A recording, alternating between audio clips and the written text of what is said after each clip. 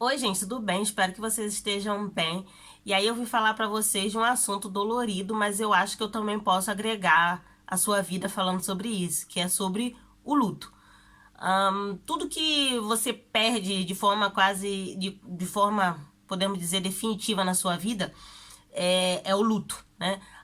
Eu sofri com o luto muito intenso quando meu relacionamento de 10 anos acabou. E agora sofri também com a morte do meu pai. E aí eu achei interessante nesses últimos momentos, né, essas últimas semanas, que muitas pessoas perguntavam pra mim como é que você está. E eu me sentia de alguma forma mal dizendo para as pessoas eu estou bem. E muita gente escreveu pra mim, eu perdi também, é uma dor muito grande, eu ainda não sei viver com isso, e isso. E aí eu quero falar pra vocês por que que eu estou bem. O luto, ele tem. Os psicólogos falam que ele tem 5 fases. Aí eu até peguei uma explicação bem bacaninha aqui pra falar pra vocês. Que o luto, primeiramente, ele tem a negação, que é quando você diz, não, isso não existiu, não vai dar, não, isso não tá acontecendo, isso não tá.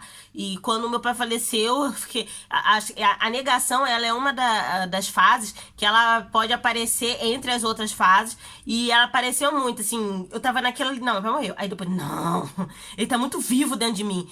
E aí, aquela coisa, depois, não. Então, até hoje, de vez em quando, eu tenho essa parte do não. É a raiva. A raiva pelo que aconteceu. Não é possível, você tem ódio de Deus, tem ódio do mundo. Não é possível que ele desistiu da vida. Não é possível que isso aconteceu. Não é possível que o hospital, na hora que a minha mãe falou pra mim, não é possível que ele teve um AVC dentro do hospital. Não existe isso. É a raiva, é o ódio, a vontade de explodir. É uma coisa assim. Eu lembro assim, nas primeiras horas, eu me arranhei toda de tanta raiva. Era uma raiva, era uma coisa assim, insuportável. Eu me arranhava de tanta raiva. Aí tem a barganha, que a barganha é que ele fala, não sendo bem sucedido na primeira e segunda fase, nessa o indivíduo tenta negociar até com Deus, busca algum tipo de acordo para que as coisas voltem a ser como antes. Geralmente é de pouca duração. Fala, não, vou fazer assim, vou fazer essa. Na hora da morte, acho que não tem muito essa barganha. Eu não lembro de ter passado pela fase da barganha. A depressão, né? Aquela tristeza, aquele chorar, aquele choro copioso, aquele choro com muita dor. É aquela fase onde você quer se isolar, as pessoas querem estar com você, te ligam e te abraçam, mas você não quer abraço de ninguém, você não quer estar com ninguém, você quer que esse é o momento seu, você quer esclarecer. Meu namorado tava aqui, tinha hora que eu falava pra ele, me deixa quieta, me dá momento pra respirar, eu preciso estar comigo, eu preciso realizar isso comigo. E aí chega na fase, a meta de todos, que é a fase da aceitação, onde você tem paz com o acontecido. E aí, falando de luto, eu acho que eu não posso falar de morte sem falar sobre vida. E aí onde mora a diferença.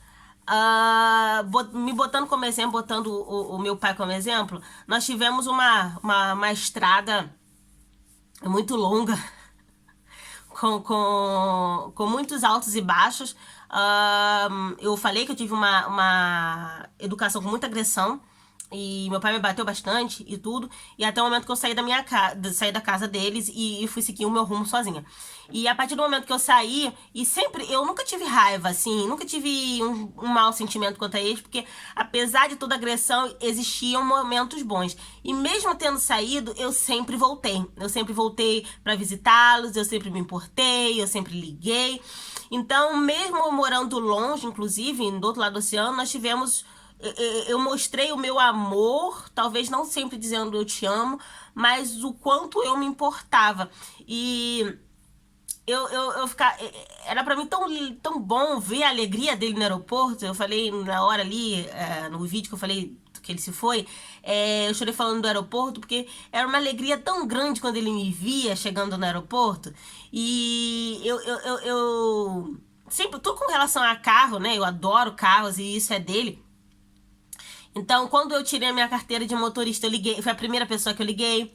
E eu senti a alegria dele quando o meu carro, eu comprei uma BMW, eu tenho uma BMW. Então, ele sempre perguntava do carro e eu mostrava foto, vídeo do carro. Então, nós tínhamos ali uma ligação nos últimos. Quando eu fui ao Brasil em dezembro de 2019, Não, novembro, outubro, coisa assim. E eu imaginei que talvez pudesse ser a última vez que eu o visse, então eu fiz uma viagem, né? Levei eles pra viajar, e ele já não era mais a mesma pessoa, mas mesmo assim. Então, assim, eu tenho a minha consciente limpa que eu fiz tudo o que eu poderia fazer. Ele tinha orgulho de quem eu era, nós tínhamos ali uma boa relação. Eu ligava pra ele, aí ele perguntava sempre do Silva, do cachorro.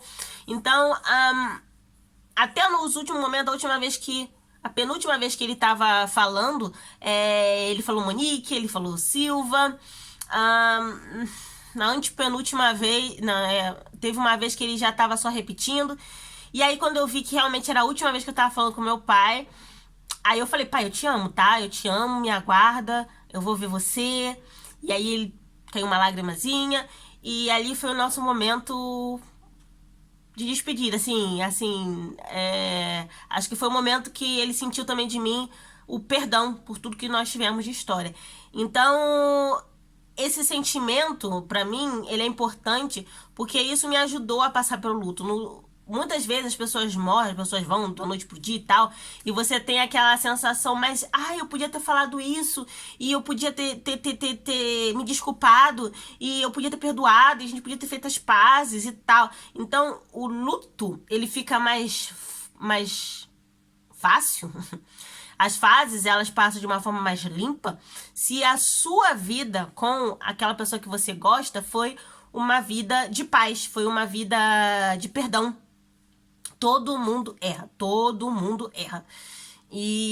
Mas é divino você saber perdoar, é divino você ver, você tentar se colocar no lugar daquela pessoa, é divino você, de alguma forma, cuidar daquela pessoa. Não tô falando ficar junto, eu não morava junto com meu pai, não queria morar junto com ele, né?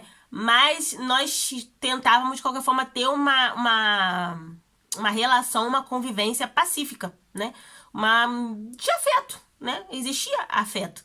Então, isso torna a nossa a partida, né, de uma forma mais fácil, mais agradável. Então, por isso que eu falei no vídeo quando ele se foi, e eu repito, tente sempre conviver bem com as pessoas que você gosta, mesmo que você não goste das pessoas, não queira estar com ela, mas assim, seja agradável, seja educado.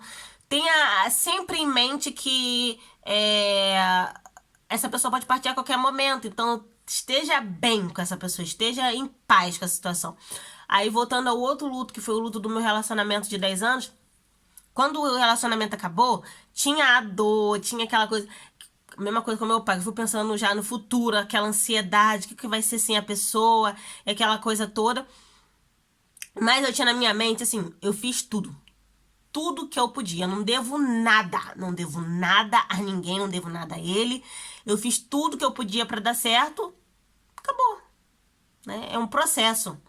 Entender a morte como um processo também é libertador.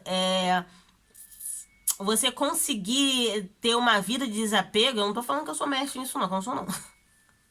Toda vez que tem uma mudança, eu fico assim, ansiosa, sabe? Assim, tô aí já prestes a ter uma mudança, tô ansiosa.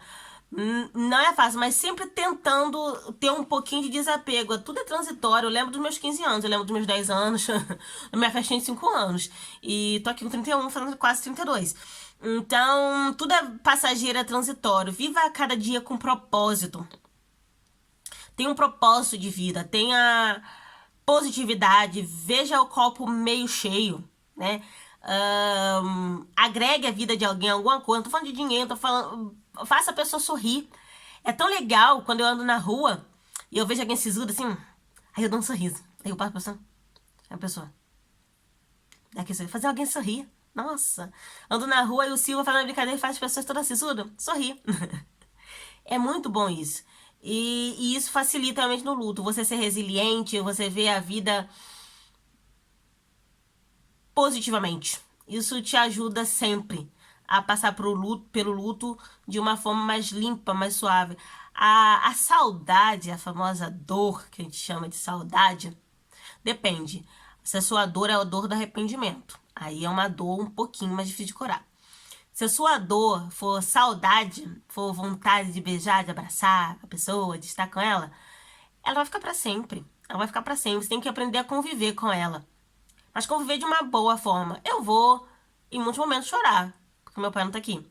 No Dia dos Pais, quando eu viajar pro Brasil, quando eu comprar um carro novo, quando eu tiver filho e não poder falar pro meu pai que ele vai ser avô. E eu vou sentir saudade dele, mas é uma saudade limpa. Uma saudade sem aquele sentimento, sem aquela dívida, né? Então, viver. O luto é eterno, né? Não vai estar mais aqui da forma que. Da forma física, né? Mas eu sei conviver com isso. Eu entendo que tudo é passageiro, que tudo é transitório, né? E eu tenho a consciência limpa que eu fiz tudo que foi possível, tudo dentro do que eu fui possível, eu fiz. Então é isso, gente. Se você. Para os próximos, viva intensamente. Aquela história, viva a cada dia como se fosse o último. Viva, viva. Tenha prazer de viver, sorria, abrace. Abraço agora não é de Covid, não. Ok. Mostre o seu interesse, o seu afeto, nem que seja comprando uma maçã e dando pra pessoa. Mesmo que ela não veja aquela maçã como um presente, dê. Se livre de todas as dores e mágoas e tal. Se livre, viva leve. Que aí no momento de passagem você vai ser mais resiliente. Isso vai acontecer de uma forma mais leve, tá? Então, se me perguntarem hoje no como é que você está, eu vou falar de uma forma muito melhor. Sim, eu estou bem. Tá bom? Então, se quiser escrever um comentário pra mim, escreve, por favor. E até o próximo vídeo. Beijo. Tchau.